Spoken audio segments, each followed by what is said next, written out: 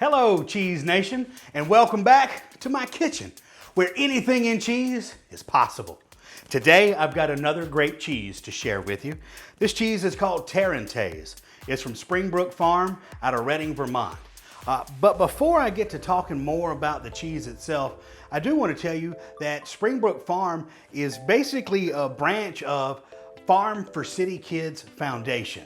And what they do is they actually bring inner city kids out to the farm to stay there, to get their hands in the dirt, learn about farming, but also learn where their food comes from and how farming impacts the community. So it's a great program, and please know that any cheese you buy from Brook Farm, a little bit of money is going to go back to that farm to helping that foundation go and to teach more inner city kids about farming. It is a great program. I believe in it. I think it's wonderful. Hopefully you will support it as well. Okay, so Tarentaise as a cheese, this is made in the French Alpine style. So it's a raw cow's milk cheese, and the milk, of course, comes from the farm. They've got basically 100 head of Jersey cow that they use. So it's fresh milk coming from beautiful cows that have been treated well.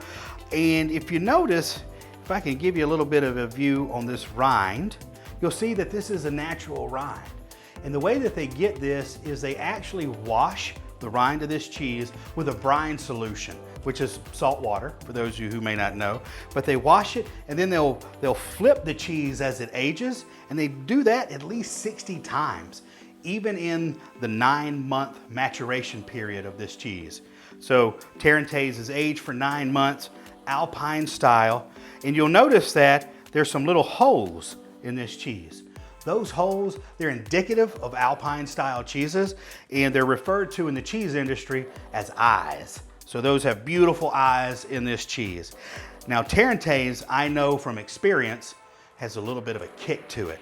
This is a bit of a sharper cheese, as a lot of people would refer to the term sharp. I'm gonna give this a little try by itself, just to make sure it tastes really great, and plus I'm kind of hungry. Oh my goodness. So this cheese is amazing. I'm getting notes of course, nuttiness. Also kind of brothy. If you could think of like beef broth or something like that, those are the initial flavors that I'm getting from this cheese. And as this cheese continues to warm up on my palate, that's where the sharpness comes from. This cheese, I prefer to call it a bite.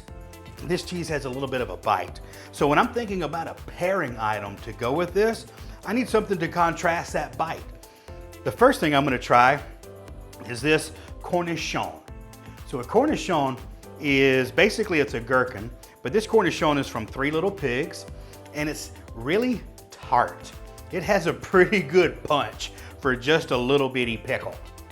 I'm gonna try these two together, and hopefully what happens is the tartness of the pickle will just mesh really well with a bite of the cheese and kind of bring it down a little bit, actually.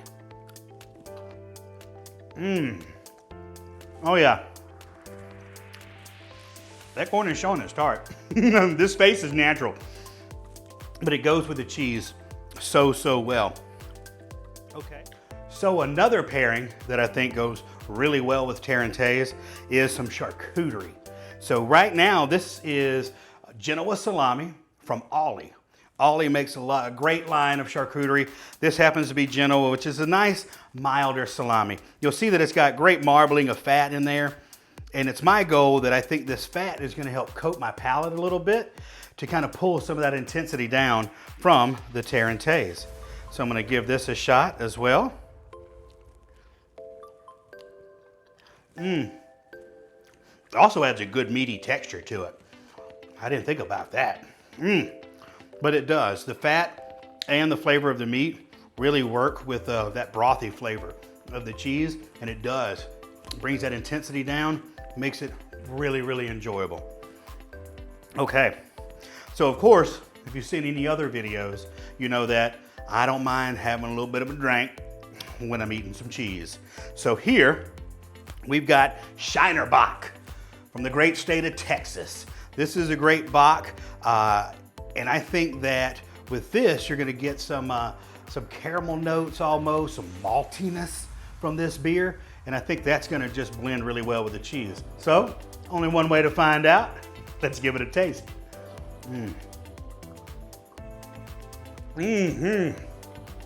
That is amazing. A wonderful pairing. It does. The maltiness of this beer brings down the intensity and also lifts up the nuttiness of the cheese. Now, for the final, the grand finale, I'm gonna put the cheese with the cornichon, with the Genoa salami, and I'm gonna wash it down with a Shiner Bock, and we're gonna see how it all goes together. Oh goodness, all the food tastes really good all together.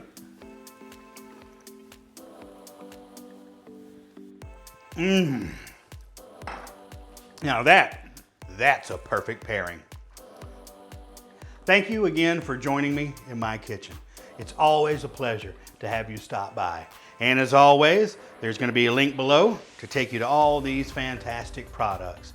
And if you do love what you see, remember to subscribe and like and comment and share all those good things. Love to see the comments and what you think. If you do like the pairing and you get the opportunity to try, tell me about it. If you try the pairing and love it, post a picture, and don't forget to use the hashtag Nathan's Cheese Kitchen. And that way we can continue to grow and share together. Thank you again. Oh, and don't forget that little bell icon. If you tap on that, you'll get a notification every time I put out a brand new video. Thank you again, and I hope you have a beautiful day.